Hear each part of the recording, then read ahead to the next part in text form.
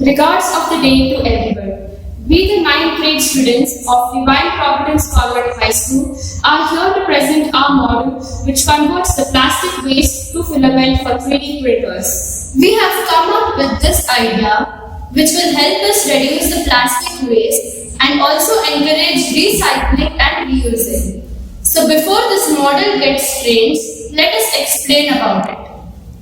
So let us start the explanation of our model.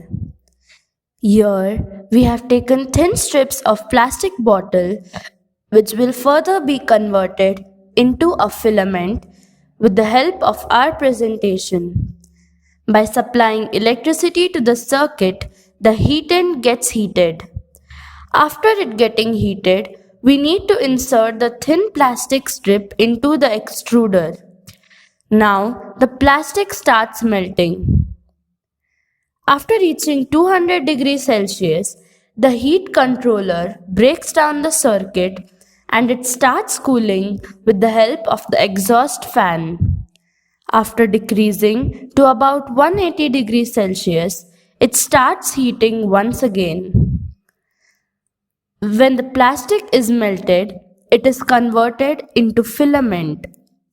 The melted plastic comes out through the extruder and gets rolled to the spool which is fixed. Therefore, the filament which is used in 3D printers is ready. So this is how this filament works in a 3D printer.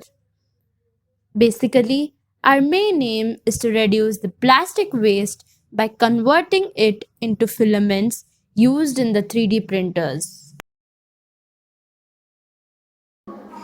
I express my gratitude towards the school and our ATL in charge, teacher Cynthia, also the district ATL in charge, Mr. Nitin Joseph. I also thank my team members Purvi and Vaishali for supporting me. We have taken a very small step in contributing towards a better India and also to reduce plastic waste.